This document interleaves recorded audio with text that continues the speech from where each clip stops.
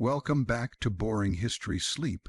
Today, we're stepping back in time to explore a fascinating question. What was life really like at a medieval university? Forget modern lecture halls and comfy chairs.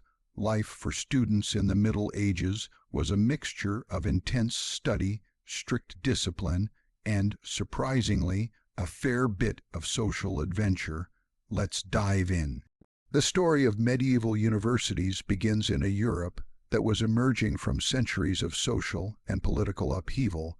By the 11th century, Europe was beginning to stabilize after the turmoil of the early Middle Ages. Kingdoms were solidifying, trade was reviving, and cities were beginning to grow as centers of commerce and culture. It was in this context that the first European universities appeared, not by decree or law, but as organic centers of learning that arose from the needs of a changing society. The earliest institutions, such as the University of Bologna, the University of Paris, and later Oxford, were born out of communities of scholars and students who sought knowledge, structure, and recognition for their intellectual pursuits.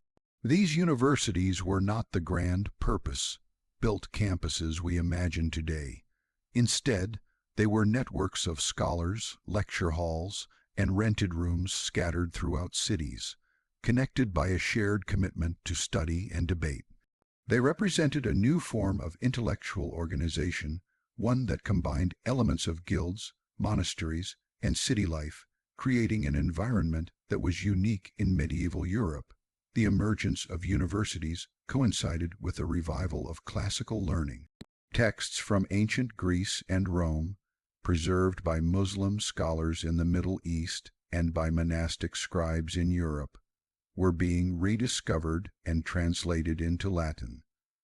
These texts covered a vast range of subjects: philosophy, mathematics, medicine, law, and theology. The influx of knowledge created both opportunity and demands. Students were eager to learn, and teachers sought to codify and transmit the wisdom of the ancients. In many ways, universities were a response to this intellectual revival, providing structure and community for scholars who might otherwise have been isolated. Unlike modern universities with standardized curricula, medieval universities were initially highly flexible. Students had the freedom to choose their areas of study, although certain subjects were considered essential for professional advancement. Theology, for instance, was the pinnacle of medieval scholarship. Those who studied it could hope to enter the clergy, gain positions of influence within the church, or even advise kings and rulers. Law was another prized field, particularly in Italy, where the University of Bologna specialized in civil and canon law. Medicine also attracted students, often linked to the study of ancient Greek and Roman medical texts, as well as the works of Muslim physicians whose knowledge had traveled through Spain and Sicily. These subjects reflected the practical and spiritual needs of the time, blending intellectual curiosity with social utility. Despite the relative freedom in choosing subjects, the journey to a degree was anything but easy. Students could spend years, even decades, in pursuit of higher learning. The path to a bachelor's degree required intensive study of the liberal arts, which included grammar, rhetoric, logic, arithmetic, geometry, music, and astronomy. Only after mastering these foundational disciplines could a student progress to higher faculties such as law, medicine, or theology. The pace of learning was relentless, and the intellectual demands were high. Memorization, debate, and rigorous comprehension were essential skills. Failure to keep up could mean dismissal or social embarrassment, and the pressure to succeed was immense. The exclusivity of medieval universities also reflected the social structure of the time. Education was largely reserved for the sons of wealthy families or those preparing for religious life. The church played a central role in this system, Many professors were clerics, and the moral and spiritual guidance provided by the Church was deeply intertwined with intellectual training. Latin, as the universal language of scholarship, further restricted access, creating a shared cultural and linguistic space where knowledge could be transmitted across regions and generations. While this exclusivity may seem limiting by modern standards, it helped create a highly specialized community of scholars who were committed to the pursuit of knowledge. The structure of medieval universities was heavily influenced by the guild system, which organized tradespeople and artisans into protective, hierarchical communities. In a similar fashion, scholars formed guild-like structures to regulate learning, control teaching standards, and protect students and professors. This organization provided stability and legitimacy. Universities were often granted charters by kings or popes, giving them legal recognition and certain privileges. For example, students were sometimes granted legal protections against local authorities, and professors could exercise authority over their classrooms and curricula. These charters helped ensure that universities could operate independently while maintaining standards of scholarship. Lectures were the primary mode of teaching. Students gathered to listen to professors read and explain texts, often copying the material by hand because books were rare and expensive. This process of copying texts not only reinforced learning, but also contributed to the preservation and dissemination of knowledge. Memorization was critical. Students were expected to recall vast amounts of information accurately. Understanding and interpretation were equally important, especially when engaging in disputations, formal debates that tested a student's reasoning and rhetorical skills. Disputations were not only educational exercises, they were also public spectacles. Students could demonstrate their mastery of subjects in front of peers, professors, and sometimes even city officials or church authorities. Success in these debates could elevate a student's reputation and open doors to further study or prestigious positions. While the academic environment was demanding, it was also socially dynamic. Students came from different regions and backgrounds, forming networks that extended far beyond the university itself. These networks were often organized into nations, which grouped students by geographic origin. Nations provided support, mediated disputes, and even represented students in university governance. These communities helped students navigate the challenges of medieval life, offering both practical assistance and a sense of belonging. Life at a medieval university was shaped not only by intellectual pursuits, but also by the material realities of the time. Housing varied from simple dormitories to rented rooms in town, often shared with other students. Conditions were basic. Cold winters, minimal heating, and crowded spaces were the norm. Meals were simple, with bread, cheese, and occasionally meat forming the bulk of the diet. Despite these hardships, students found ways to enjoy life. Social interactions, festivals, and the occasional prank or game provided relief from the rigors of study. The combination of discipline, independence, and intellectual challenge made medieval universities unique spaces. They were places where young men could test their abilities, explore ideas, and engage with peers and professors in ways unavailable in their home communities. In essence, these early universities were incubators of both knowledge and character. They fostered critical thinking, debate, and the ability to navigate complex social hierarchies, skills that would serve students in their future careers and in broader society. The legacy of these medieval institutions is profound. They laid the groundwork for modern universities, influencing teaching methods, organizational structures, and even the ceremonial aspects of higher education. The emphasis on structured learning, the use of degrees to mark achievement, and the integration of intellectual and social life all have roots in the medieval university system. As we reflect on this period, it is clear that the life of a student in the Middle Ages was challenging, disciplined, and deeply formative. The combination of rigorous study, social networks, and the pursuit of knowledge created a unique environment, one that allowed for both personal growth and societal contribution. In the broader context of European history, these universities played a critical role in shaping the intellectual landscape, preserving knowledge, and training the thinkers, clergy, and leaders who would influence generations to come. Understanding the origins and experiences of medieval students allows us to appreciate the roots of modern higher education and the enduring human desire to seek knowledge, challenge ideas, and grow intellectually. These early universities remind us that education has always been more than a transfer of facts. It is a transformative experience, shaping minds, character, and communities.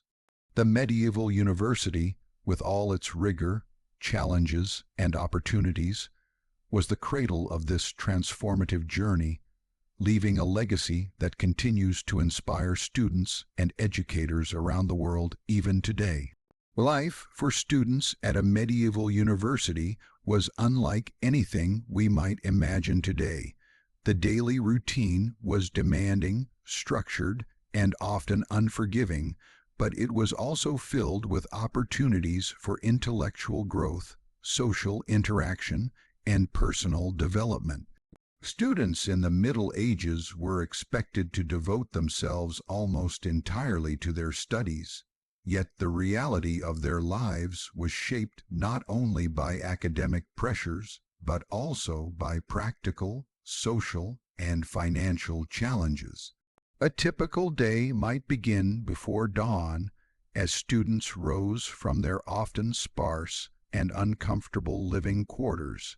Some lived in dormitories associated with the university, while others rented rooms in the city, sharing space with fellow students to reduce costs. These rooms were modest, sometimes nothing more than a bed, a small table, and a candle for light. Heating was minimal, and winters could be bitterly cold, making it difficult to focus on study. Nevertheless, rising early was considered essential. Classes, or lectures, usually began at first light, as the natural daylight was the only source of illumination for reading and copying texts. Candles were expensive, so most students relied on daylight as much as possible. The lecture itself was a central feature of university life. Professors would read aloud from texts, often in Latin, and explain difficult passages to ensure understanding. Students were expected to listen attentively and take notes, usually by hand, as books were rare, expensive, and not widely available. Copying texts by hand was not only a method of recording information, but also a form of study in itself, reinforcing memory and comprehension. Memorization was crucial, as examinations often required students to recall vast amounts of information without the aid of books. Beyond attending lectures, students were expected to dedicate hours to private study, reflection, and preparation for disputations, which were formal debates designed to test their knowledge and reasoning abilities. Disputations could be intimidating. Students were often questioned aggressively by their peers and professors, and their ability to respond correctly could determine whether they advanced in their studies or faced public humiliation. Life in the classroom was demanding, but it was also an arena for intellectual and social engagement. Students were encouraged to question, discuss, and even challenge the ideas presented by their teachers, though always within the bounds of decorum established by the university and the church. These debates cultivated critical thinking, eloquence, and intellectual courage, skills highly valued in medieval society. The intensity of study was balanced by the reality of physical and mental exhaustion. Long hours of reading, writing, and memorization were taxing, and students had to manage their energy carefully. The conditions of study were often less than ideal. Quills and ink were laborious to use, and mistakes could ruin a manuscript page that might have taken hours to copy.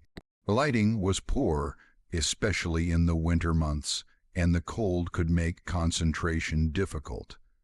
Despite these challenges, students persisted, driven by ambition, curiosity, and the desire for advancement. Social life was an essential component of student experience.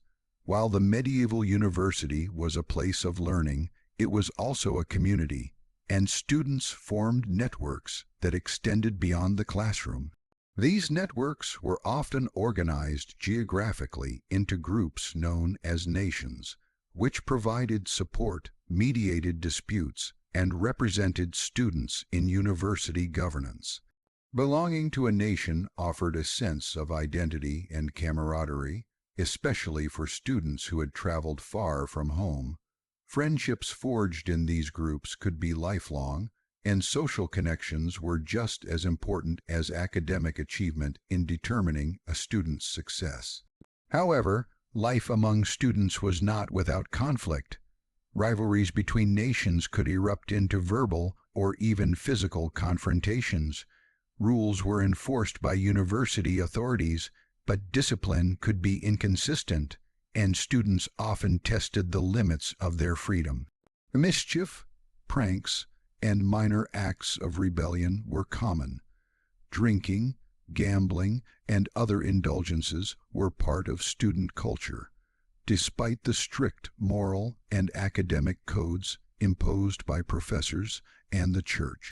These social interactions offered a necessary outlet for stress and a break from the rigors of study, but they could also result in punishments or fines for students who crossed the line. Food and sustenance were another significant aspect of daily life.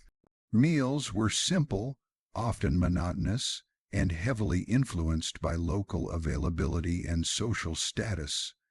Bread was a staple, accompanied by cheese, porridge, or occasionally meat. Beer was commonly consumed, both as a source of hydration and because water supplies could be unsafe. The quality and quantity of food varied depending on a student's financial situation. Wealthier students could afford better provisions, while poorer students often struggled to eat adequately.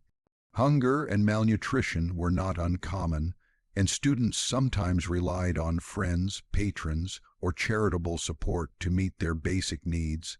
Despite the simplicity of their diet, students found ways to celebrate meals and special occasions. Communal feasts, religious festivals, and holidays offered opportunities to enjoy richer foods, socialize, and temporarily escape the pressures of academic life.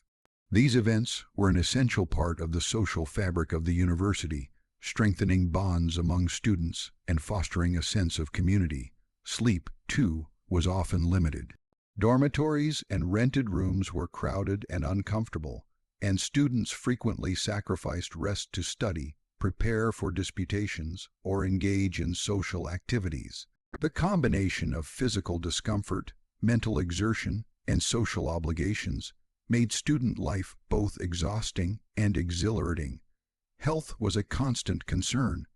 Illness could spread rapidly in crowded living conditions, and medical knowledge was limited. Students were vulnerable to fevers, infections, and other ailments, and even minor illnesses could disrupt studies. Some students sought remedies through herbal medicine or prayer, while others relied on the care of friends or local healers. The risk of illness added another layer of challenge to the already demanding academic environment. Travel and relocation were also integral parts of university life. Many students came from distant regions, often traveling hundreds of miles to attend a prestigious university. The journey itself could be arduous, involving walking long distances, facing harsh weather, and navigating unfamiliar terrain. Once at the university, students had to adapt to a new city, language, and social environment. This experience fostered independence, resilience, and resourcefulness, qualities that were essential for success both within and beyond the academic setting. Financial pressures were a constant reality. Tuition, books, housing, and daily expenses could be significant, and not all students came from wealthy backgrounds. Scholarships, patronage from the church or wealthy individuals, and work as tutors, scribes, or assistants to professors were common ways to support oneself. Balancing work and study added another layer of difficulty, but it also provided practical experience and connections that could benefit students in their future careers. Despite these hardships, the daily life of a medieval student was filled with moments of intellectual discovery, personal growth, and social interaction. The challenges of early rising, long lectures, memorization, and debate were balanced by friendships, camaraderie, and the excitement of learning. Students developed skills in critical thinking, argumentation, and self-discipline that would serve them throughout their lives. Religion was deeply intertwined with daily life.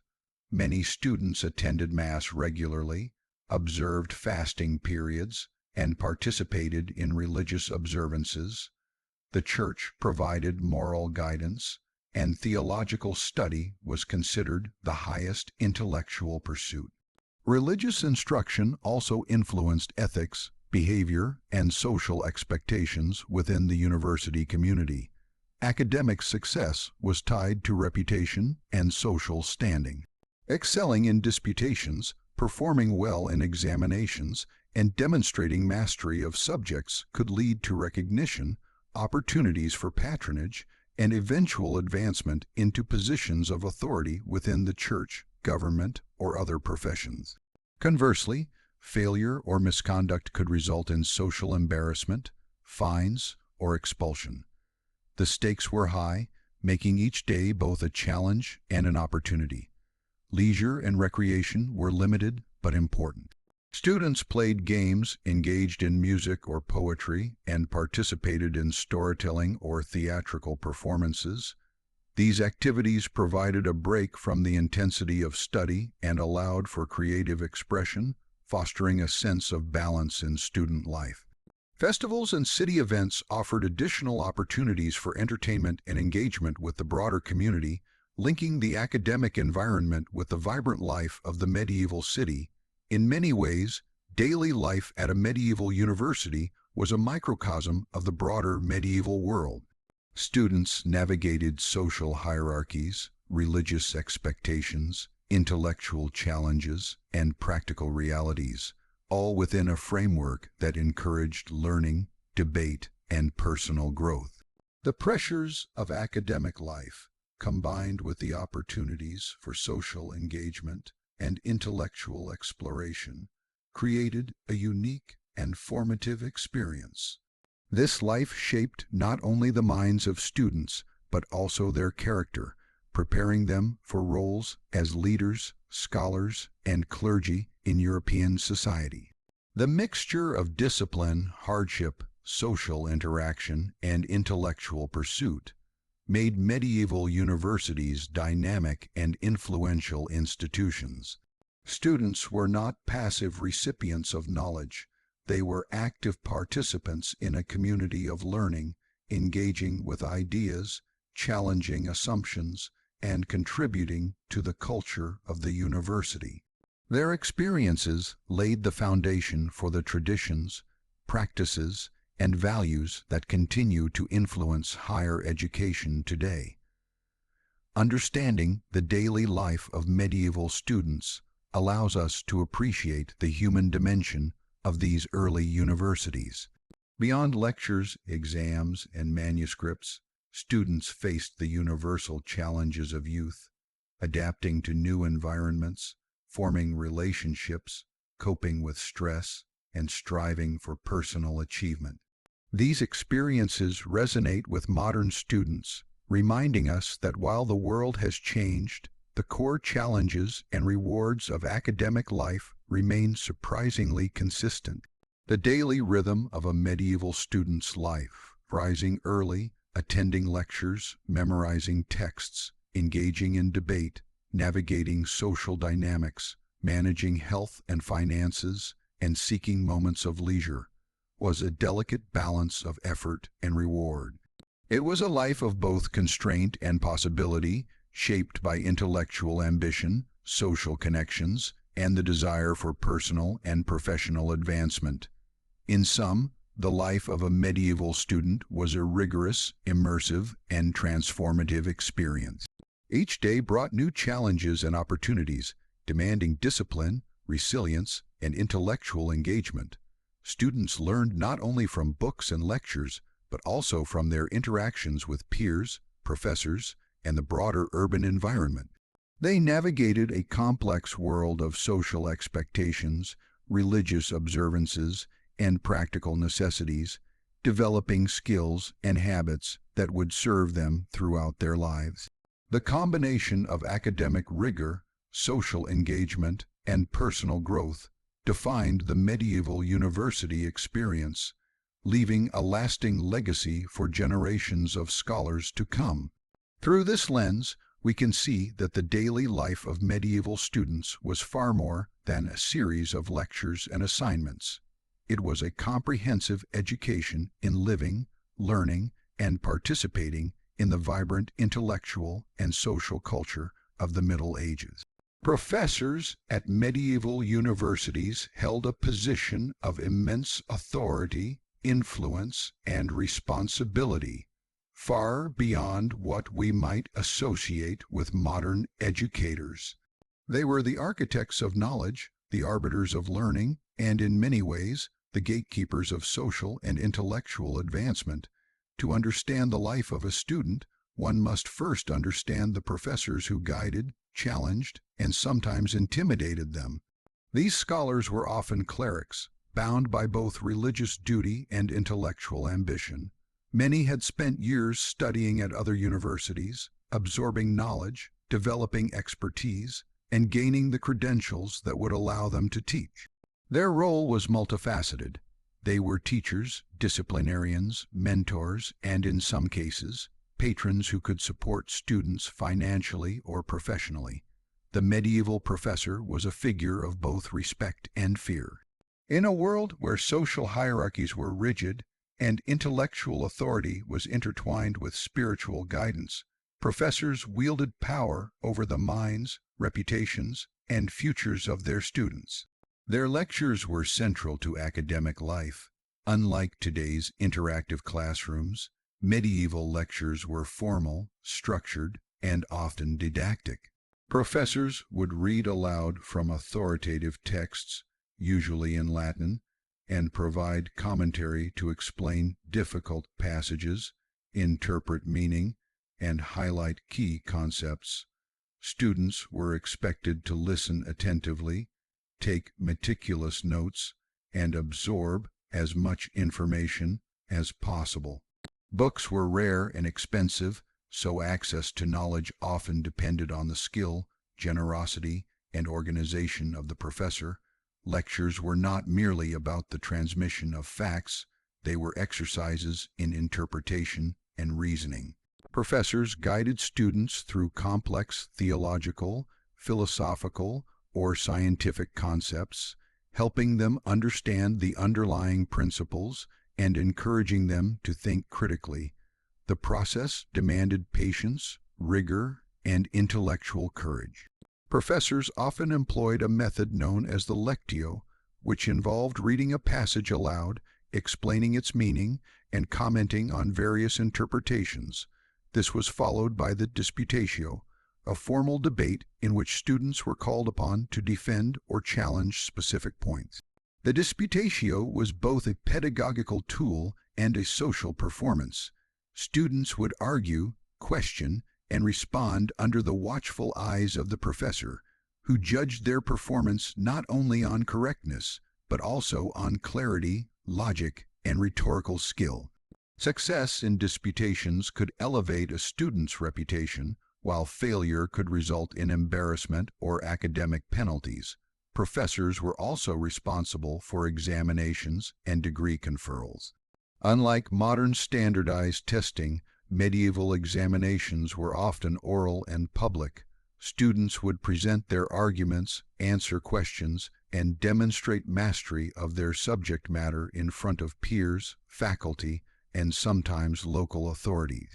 This process tested not only knowledge but also composure, memory, and the ability to articulate complex ideas under pressure.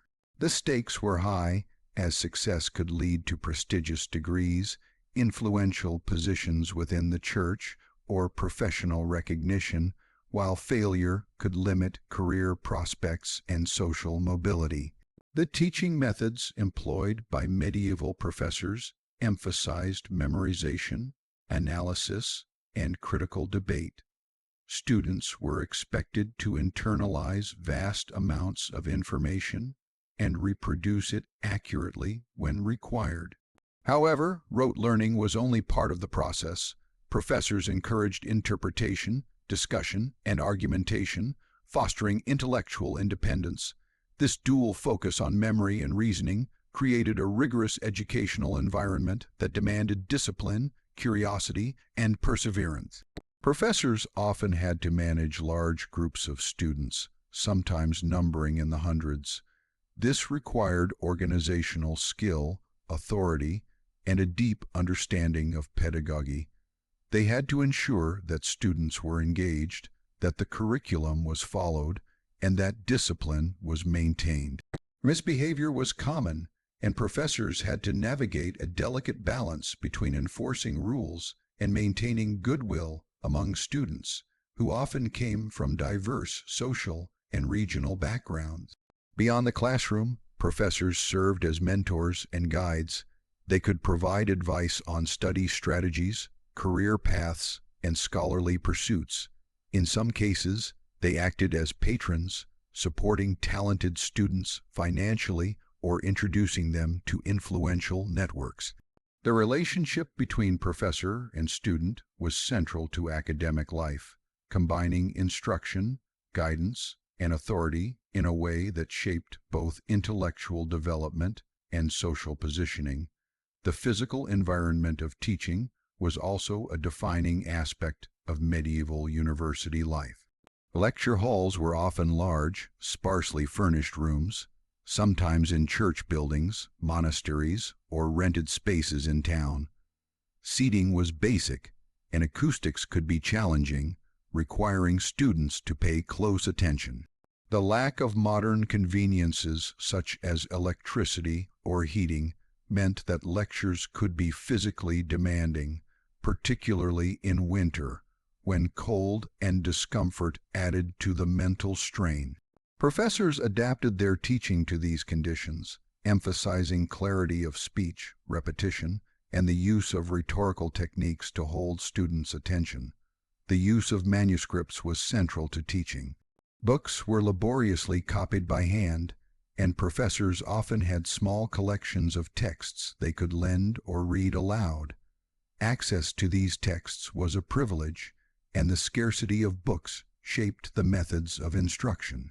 Students were expected to copy passages, memorize content, and engage with the material critically. The act of copying was itself a form of learning, reinforcing comprehension and fostering attention to detail. Professors also played a role in regulating student behavior and maintaining academic standards. Universities were self-governing to a degree, and professors exercised authority over disciplinary matters. Students who disrupted lectures, engaged in misconduct, or challenged authority in unacceptable ways could face fines, suspension, or expulsion. Professors were responsible for upholding both academic and moral standards, reflecting the intertwined nature of intellectual and ethical life in medieval society. The prestige of a professor could elevate the status of a university, attracting students from distant regions. Renowned scholars could command respect and influence far beyond their immediate classroom. Their teaching, writings, and disputations could shape the intellectual climate of entire regions, contributing to the broader development of European thought. Professors were not merely conveyors of knowledge. They were creators, interpreters, and critics of ideas. Their influence extended to the development of curricula, the preservation of texts, and the intellectual formation of students who would go on to occupy positions of authority in church, government, and academia. In many cases, professors were also active scholars, producing commentaries, treatises, and lectures that contributed to the ongoing discourse of their disciplines. The relationship between professors and students could be both nurturing and adversarial. While professors provided guidance, support, and mentorship, they also tested students rigorously, expecting discipline, respect, and intellectual effort. The pressure to meet these expectations could be intense, but it also forged resilience, critical thinking, and rhetorical skill. Professors shaped not only knowledge but character, preparing students for roles that required judgment, eloquence, and moral integrity. Medieval teaching was deeply connected to the broader intellectual and social context. Professors engaged with theological debates, philosophical disputes, and scientific inquiries that reflected the concerns of their time. They interpreted classical texts, reconciled them with Christian doctrine, and guided students through complex ethical, metaphysical, and legal issues. Teaching was thus both a practical and spiritual enterprise, aimed at forming minds capable of reasoning, moral judgment, and leadership. The intellectual methods employed by professors emphasized dialectic and logic. Students were trained to analyze arguments, identify fallacies, and construct coherent positions. Disputation was central to this training, fostering the ability to think quickly, articulate ideas clearly, and defend positions rigorously. This method of teaching encouraged active engagement with knowledge, rather than passive reception, and laid the foundation for the intellectual traditions of Europe for centuries to come. Professors also had to navigate the challenges of diversity among students. Universities attracted individuals from different regions, social classes, and cultural backgrounds. Managing these differences required sensitivity, authority, and diplomacy. Professors mediated disputes, enforced rules, and maintained a cohesive learning environment, ensuring that intellectual standards were upheld while fostering a sense of community. The social role of the professor extended beyond the university walls. They could influence civic and religious affairs, advise rulers, and participate in public debates. Their opinions carried weight, and their intellectual authority was recognized in broader society. Professors were both products and shapers of the medieval world, bridging the realms of scholarship, governance, and moral guidance. The pedagogical strategies of medieval professors were designed to develop well-rounded scholars. Lectures provided foundational knowledge, disputations tested reasoning and rhetorical skill, manuscript copying reinforced comprehension, and mentorship cultivated personal growth. These methods required commitment, discipline, and intellectual curiosity, creating an environment in which students could thrive despite the challenges of medieval life. Over time, the authority of professors became institutionalized. Universities developed regulations governing the qualifications, responsibilities, and conduct of faculty. Professors were expected to maintain academic standards, ensure fair evaluation of students, and contribute to the intellectual life of the institution. This formalization helped preserve quality and consistency in education, while also reinforcing the prestige and influence of the teaching profession. The life of a medieval professor was demanding, combining teaching, scholarship, administration, and mentorship.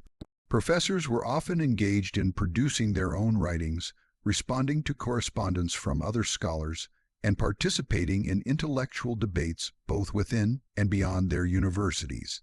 Their work was foundational to the preservation and transmission of knowledge, influencing generations of students and shaping the intellectual landscape of Europe.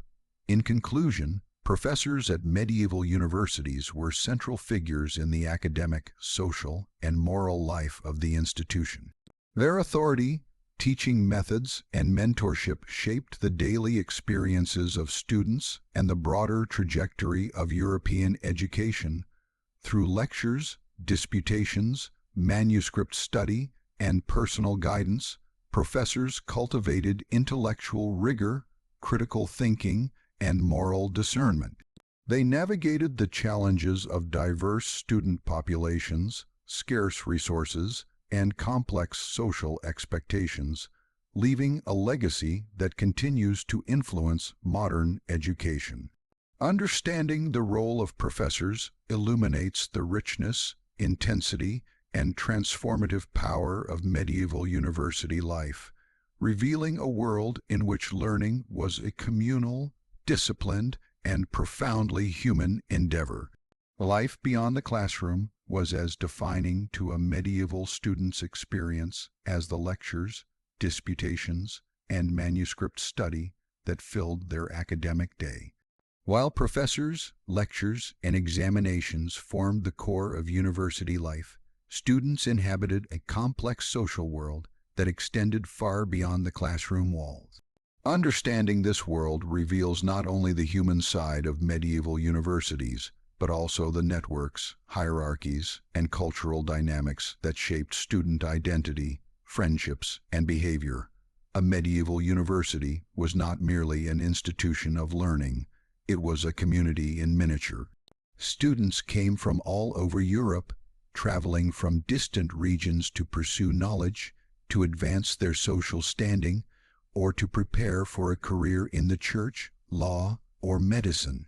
This diversity of origin created a rich social fabric, but it also brought potential tension as students were grouped according to geographical, cultural, and linguistic similarities into entities known as nations. Nations were more than mere social clubs. They were organizational structures that mediated disputes, provided support, and represented students in university governance. They fostered loyalty and camaraderie while also occasionally fueling rivalries, both friendly and antagonistic, between different groups. Belonging to a nation gave students a sense of identity and belonging in a foreign city, offering protection, guidance, and a social network that was crucial for navigating university life. Beyond these formal structures, students engaged in a wide range of social activities. Despite strict rules imposed by professors and the church, life outside the classroom was lively and at times chaotic. Students frequently gathered to discuss ideas, debate issues of philosophy and theology informally, or simply socialize with peers.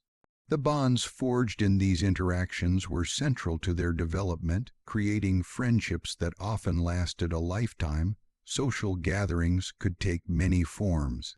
Simple meals shared with peers were opportunities for conversation and collaboration, while more elaborate celebrations during religious festivals or civic events provided moments of levity and enjoyment. Music, poetry, and storytelling were common forms of entertainment, allowing students to express creativity and relieve the stresses of rigorous academic life.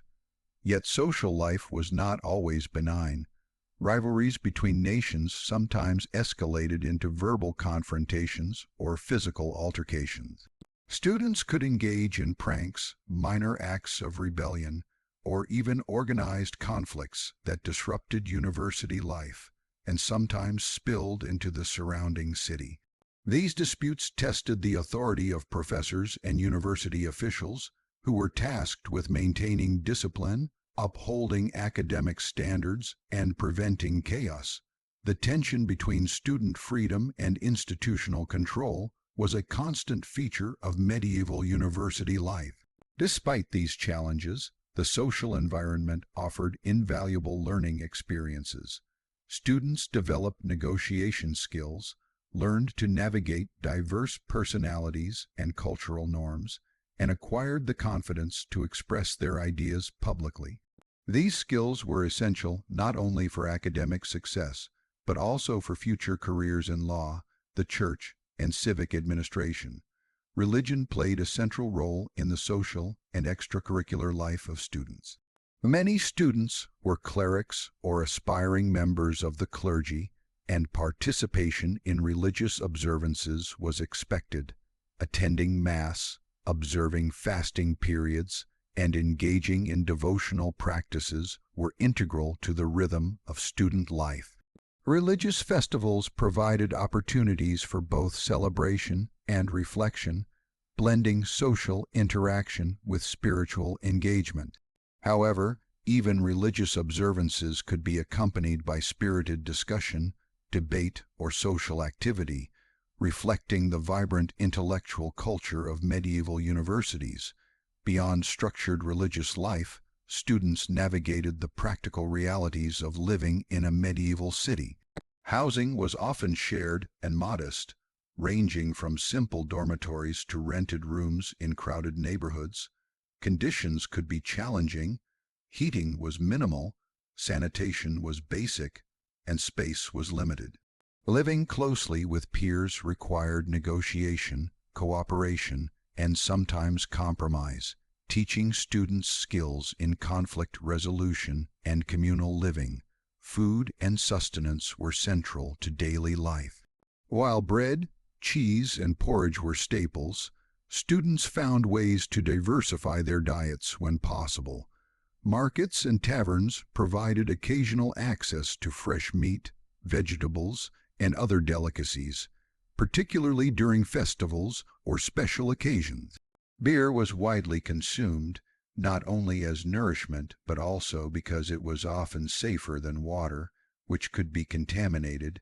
Sharing meals, cooking for oneself, or pooling resources with other students became acts of both survival and social bonding. Economic pressures shaped much of student life beyond the classroom. Many students were from modest backgrounds, traveling long distances to pursue education without the guarantee of financial support.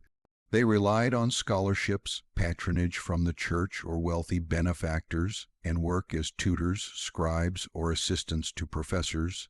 Balancing labor with study demanded discipline and time management, but it also provided practical experience and fostered independence. The interplay between work, study, and social life created a multifaceted daily existence that prepared students for the complexities of adult life. Leisure activities were integral to student well-being. Games, athletic contests, and musical performances offered opportunities for recreation, relaxation, and socialization.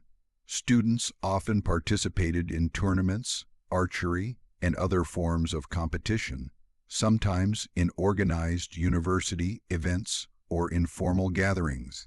These activities fostered camaraderie, encouraged physical fitness, and provided a counterbalance to the rigors of academic work. Festivals, both religious and civic, were highlights of the social calendar. Students eagerly participated in city celebrations, processions, and feasts. These events offered respite from study, a chance to engage with the broader community, and an opportunity to enjoy music, dance, and pageantry. However, festivals could also be occasions for mischief, rivalries, and disorder, challenging the authority of both professors and city officials. Travel and mobility were also important aspects of student life. Many students journeyed from far-flung regions, often traveling on foot or by horse over difficult terrain. The journey itself could be perilous, exposing students to harsh weather, bandits, and illness. Arriving in a new city required adaptation to unfamiliar customs, languages, and urban environments. Students quickly learned to navigate these challenges, developing independence, resilience, and practical problem-solving skills. Health and hygiene were constant concerns outside the classroom. Living in crowded conditions, sharing food and water, and exposure to disease made students vulnerable to illness. Medical knowledge was limited, and students often relied on herbal remedies, prayer, or advice from local healers. Maintaining personal health required vigilance, and even minor sicknesses could disrupt study schedules, social activities, and the overall rhythm of university life. Discipline remained an ever-present factor in social interactions. University authorities, professors, and city officials monitored student behavior, imposing fines, public humiliation, or expulsion for serious infractions. The enforcement of rules varied by institution and context, but students had to constantly navigate the boundaries between acceptable freedom and unacceptable behavior. This balance between liberty and regulation shaped their social development and moral understanding. The relationship between students and the surrounding city was complex. Universities were often integrated into urban life, relying on local markets, landlords, and services. At the same time, tensions sometimes arose between townspeople and students, especially when rowdy behavior or disputes disrupted order. Negotiating this relationship was part of the social education of students, teaching them diplomacy, civic responsibility, and adaptability. Beyond immediate social interactions, students engaged in intellectual and cultural exchange. Informal debates, reading groups, and discussions in taverns or dormitories allowed for the exploration of ideas outside the formal lecture. These conversations could range from theology and philosophy to law, medicine, or current events. Such interactions enriched the student experience, fostering critical thinking, rhetorical skill, and the ability to engage with diverse perspectives. Mentorship was another key aspect of life beyond the classroom. Professors and senior students often guided younger students, advising them on study methods, career paths, and social navigation. This mentorship extended into personal development, shaping character, ethical understanding, and professional ambition. Informal guidance complemented formal instruction, creating a holistic educational environment. Festivals, competitions, and public performances were also central to student life. Universities often hosted or participated in debates, theatrical performances, and rhetorical contests. These events showcased student talent, reinforced learning, and provided a platform for social recognition. Participation required preparation, skill, and confidence, and success could enhance reputation, attract patronage, and open professional opportunities.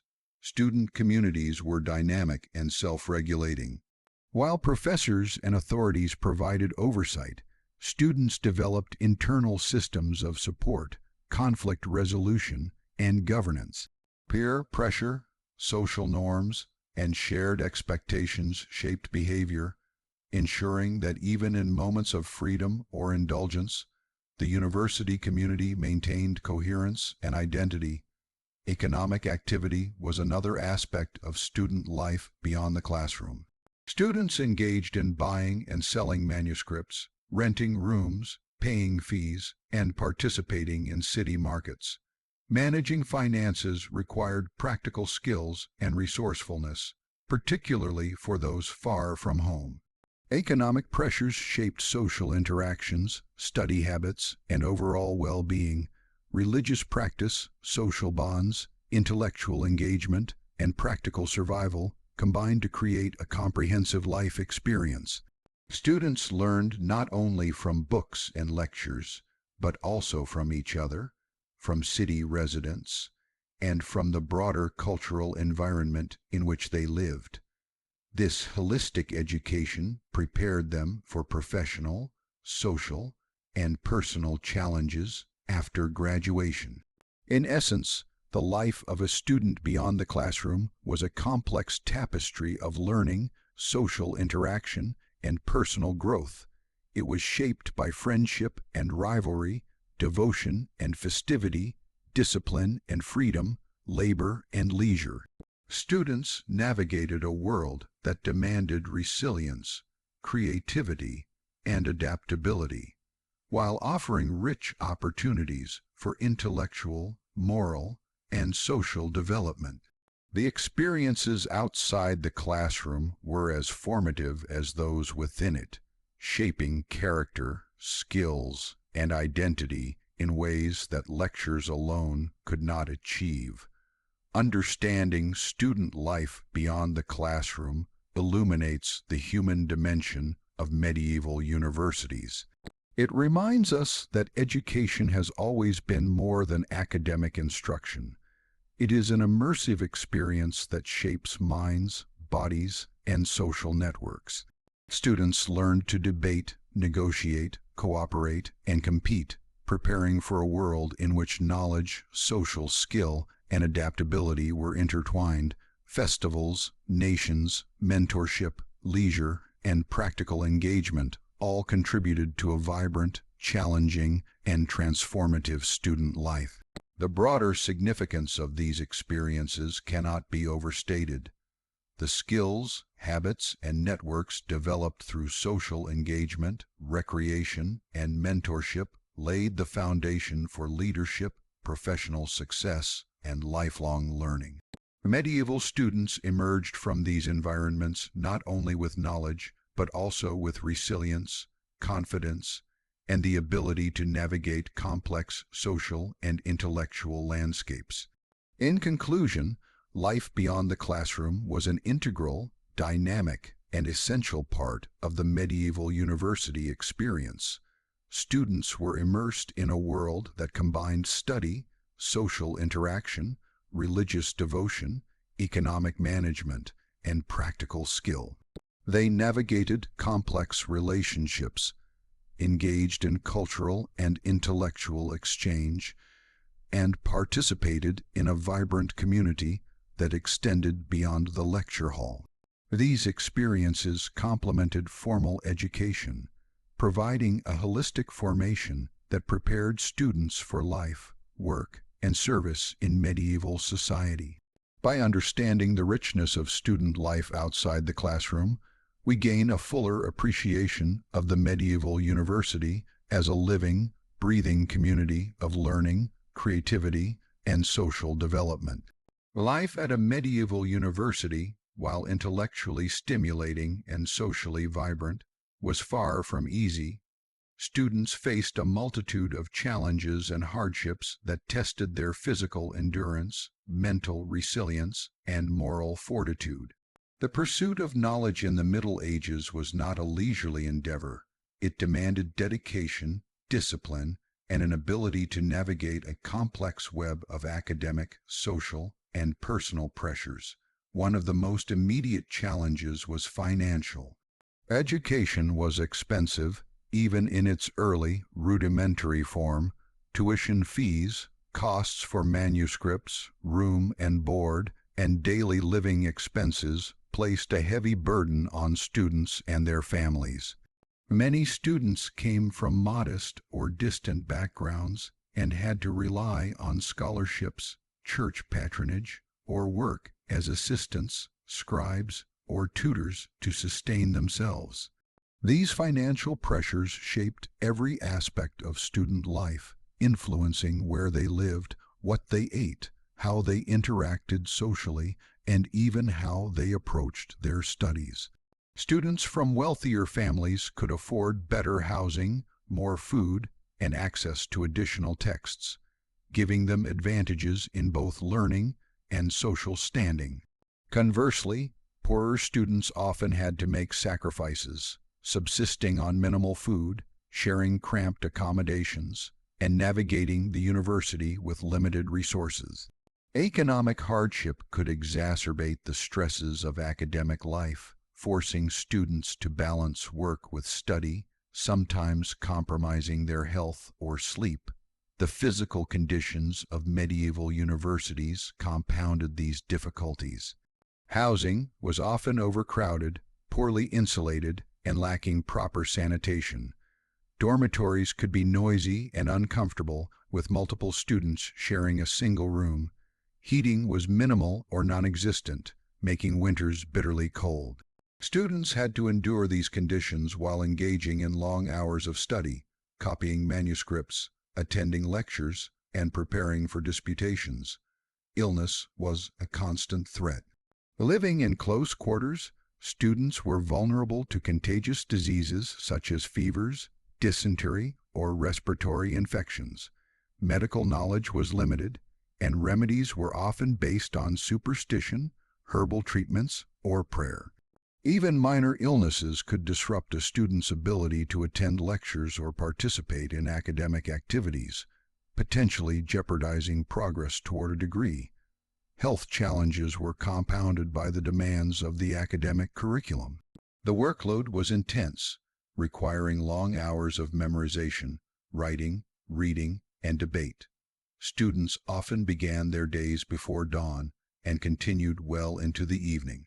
Meals were simple and insufficient for the energy required, typically consisting of bread, cheese, porridge, and occasionally meat. Beer was commonly consumed for hydration, as water could be unsafe. The combination of insufficient nutrition, cold living conditions, and relentless study placed immense physical strain on students, demanding resilience and stamina. Academic pressures were equally daunting. The medieval university system was rigorous, requiring mastery of a wide array of subjects. Students in the liberal arts were expected to learn grammar, rhetoric, logic, arithmetic, geometry, music, and astronomy before progressing to higher faculties such as theology, law, or medicine. Exams were rare but high stakes, often oral, public, and designed to test both knowledge and reasoning. Disputations were formal debates in which students defended their positions under scrutiny from professors and peers. Failure in these forums could result in humiliation or delayed progress.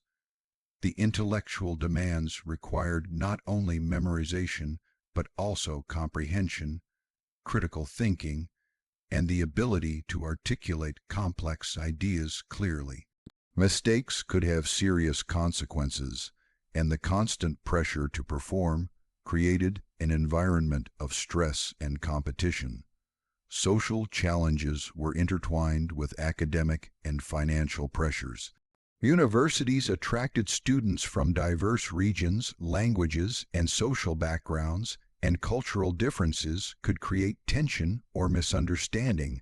While the nation's system provided support and identity, rivalries between groups sometimes escalated into verbal or physical conflicts.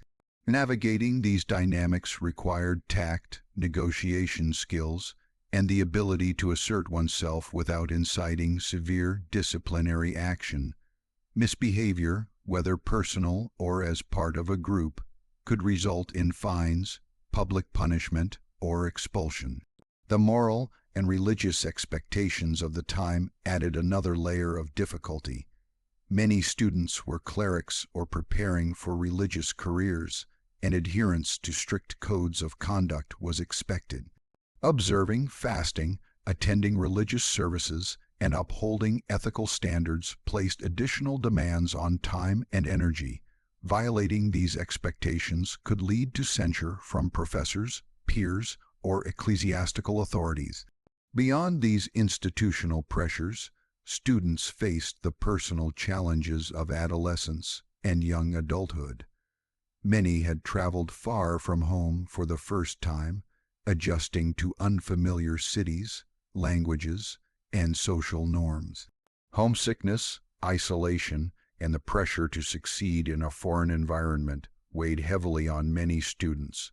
They had to develop independence, self-discipline, and coping strategies to manage these emotional and psychological challenges. Travel to the university itself could be arduous and perilous. Students often journeyed on foot, horse, or cart over hundreds of miles, facing harsh weather, difficult terrain, and the risk of robbery or attack. The journey tested endurance and resourcefulness, and was often the first experience of true independence for many young people. Upon arrival, they were confronted with the challenges of finding housing, securing provisions, and integrating into a complex social and academic community. Intellectual challenges were compounded by limited access to resources. Books were scarce, expensive, and precious. Students often had to rely on a single copy of a text, either provided by a professor, rented from the university, or borrowed from a peer. Copying manuscripts by hand was laborious and time-consuming, requiring precision and patience. Errors could render a copy unusable, wasting days or weeks of effort. Students also had to contend with imperfect translations, incomplete texts, and conflicting interpretations of material. The lack of standardized curricula meant that students had to navigate learning largely through personal initiative, guidance from professors, and collaboration with peers. The competitive nature of medieval universities added another dimension of hardship. Students often sought recognition, patronage, or advancement, making success in examinations, disputations, and social networks critical. Rivalry could be intense, both academically and socially. Those who failed to keep pace with peers risked falling behind, facing social stigma, and losing opportunities for mentorship or patronage. The need to excel under constant observation created an environment of stress and pressure that tested both intellect and character. Discipline within the university was strict and enforcement could be severe. Students could be fined for infractions ranging from tardiness to disruptive behavior. In some cases, public shaming or corporal punishment was employed to maintain order. Professors and university officials wielded authority over both academic and moral conduct, and students had to navigate these expectations carefully. Misjudgments or defiance could have serious consequences for their education and reputation. Environmental hardships also shaped student life. Many universities were located in bustling cities with limited infrastructure. Sanitation was poor, and water quality was unreliable. Streets were crowded, dirty, and often dangerous, exposing students to disease and injury. Noise, overcrowding, and lack of personal space in housing added to the stress and discomfort of daily life. Students had to learn to manage these environmental challenges while maintaining focus on their studies. Social and economic inequities were ever present. Wealthy students had access to private tutors, better living conditions, and the ability to acquire more texts, giving them advantages in both learning and social influence. Poorer students had to be resourceful, often working to support themselves and relying on communal networks for survival. These disparities shaped relationships, access to knowledge, and long-term prospects. Food insecurity was a significant challenge for many students. Meals were often insufficient in quantity and quality, leaving students hungry and malnourished.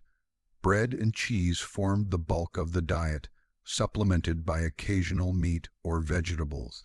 Hunger affected concentration, energy, and overall health, compounding the difficulties of an already demanding academic life. Weather and climate added yet another layer of hardship. Winters were harsh, and heating was minimal.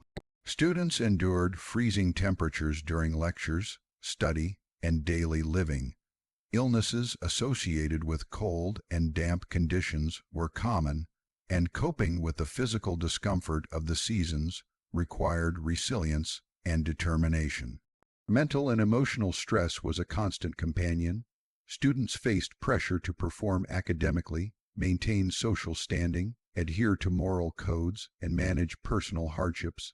Homesickness, anxiety, and the fear of failure could be overwhelming.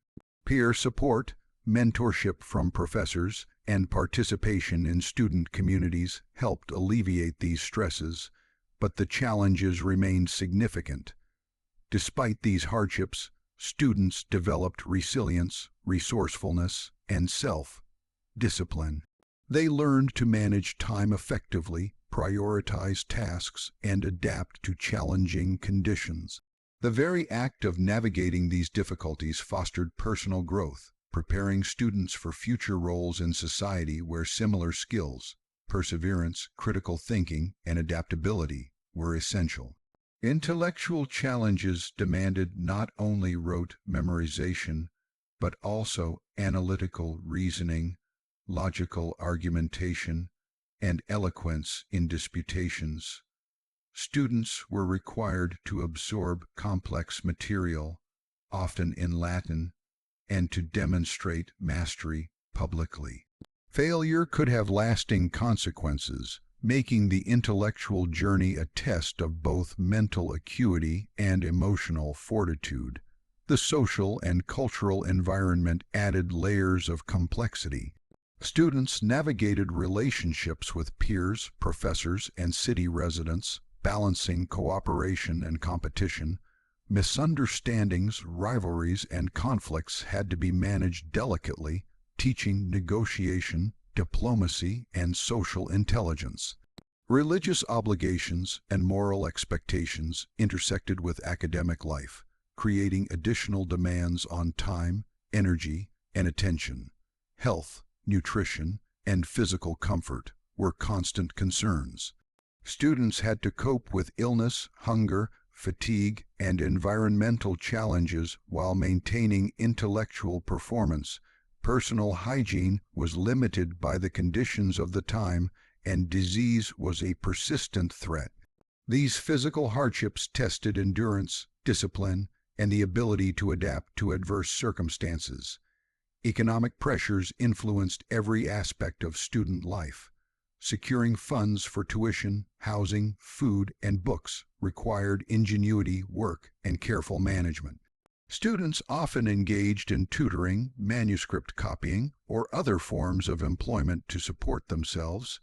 These activities provided practical skills and income, but added to the overall demands of university life. Travel to and from the university posed additional risks and difficulties. Long journeys over rough terrain, exposure to weather, and potential dangers from bandits or wild animals made reaching the university itself a test of courage and determination. Students had to navigate unfamiliar cities, establish housing, and integrate into new communities, all while maintaining focus on their studies. In sum, the challenges and hardships faced by medieval students were multifaceted, encompassing financial strain, physical discomfort, intellectual demands, social pressures, and moral obligations. Every aspect of daily life, from waking before dawn to attending lectures, engaging in disputations, maintaining health, managing finances, and participating in social networks, required resilience, adaptability, and determination. These hardships, though formidable, played a crucial role in shaping the character, skills, and intellect of students. By enduring adversity, students developed qualities that would serve them throughout their lives, both within and beyond the university. The combination of intellectual rigor, social negotiation, moral expectation, physical endurance, and practical resourcefulness made medieval university life one of the most demanding educational experiences of its time. Students learned to confront challenges, solve problems, collaborate with others, and persevere in the face of difficulty. These experiences were transformative, leaving lasting impacts on personal development, professional capability, and social competence. Understanding the hardships faced by students illuminates the broader context of medieval education. It reveals a system in which learning was inseparable from struggle and where personal growth, intellectual achievement, and social maturity were cultivated simultaneously. The challenges of daily life, rather than being incidental, were integral to the educational process, forging scholars, leaders, and thinkers capable of navigating the complex social, political, and intellectual landscapes of medieval Europe. In conclusion, the challenges and hardships of medieval university life were pervasive, encompassing economic, physical, intellectual, social, and moral dimensions. Students confronted these difficulties with resilience, creativity, and determination, developing skills and qualities that extended far beyond the classroom. Their experiences demonstrate that education in the Middle Ages was not only about acquiring knowledge, but also about cultivating endurance, adaptability, judgment, and character. The legacy of these challenges is evident in the enduring influence of medieval universities, which produced generations of scholars equipped to contribute meaningfully to society, culture, and intellectual life, despite, or perhaps because of the hardships they endured. The legacy of medieval universities is profound, far-reaching, and enduring, touching not only the intellectual history of Europe, but also the social, cultural, and institutional structures that shape modern education. Medieval universities, despite the harsh conditions, rigorous routines, and myriad challenges faced by students, produced a model of learning that influenced subsequent generations of scholars, educators, and institutions. The medieval university was more than a physical place. It was an idea, a framework for the systematic pursuit of knowledge, the cultivation of critical thinking, and the development of intellectual, social, and moral skills. The institutions themselves laid the foundations for modern academia by formalizing structures, curricula, and methods of instruction that have endured for centuries. One of the most significant aspects of this legacy is the formalization of disciplines and curricula. Medieval universities organized knowledge into faculties, arts, theology, law, and medicine, and developed a structured progression from basic to advanced studies. Students began with the trivium, grammar, rhetoric, and logic, and quadrivia, arithmetic, geometry, music, and astronomy, before advancing to specialized fields. This approach created a systematic educational pathway that balanced breadth and depth, critical thinking and memorization, theory and practice. The categorization of knowledge into structured curricula influenced subsequent educational systems, providing a blueprint for the liberal arts and professional studies that continue to define universities today. Another critical legacy lies in the methods of teaching and learning. Lectures, disputations, manuscript study, and oral examinations emphasized active engagement with knowledge, reasoning, and the ability to articulate and defend ideas. These methods encouraged analytical thinking, public speaking, and intellectual independence, skills that remain central to higher education. The combination of formal instruction with debates, discussions, and mentorship cultivated not only knowledge but also the capacity for critical evaluation, dialogue, and innovation.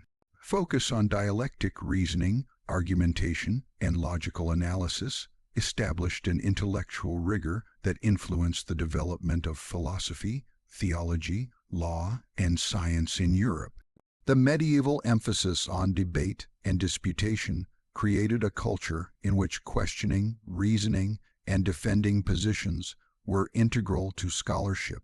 This culture contributed to the intellectual vitality of the period and laid the groundwork for the Renaissance, the Reformation, and the scientific revolution. Students trained in these methods carried their skills into diverse spheres, including ecclesiastical leadership, political administration, legal practice, and scientific inquiry, shaping the trajectory of European thought for centuries. The role of professors and mentorship in medieval universities also contributed to the enduring legacy. Professors were not only conveyors of knowledge, but also guides, disciplinarians, and patrons who nurtured intellectual talent and personal growth. This model of mentorship, combining authority, guidance, and rigorous evaluation, influenced subsequent educational practices, emphasizing the importance of personalized instruction alongside formal curricula.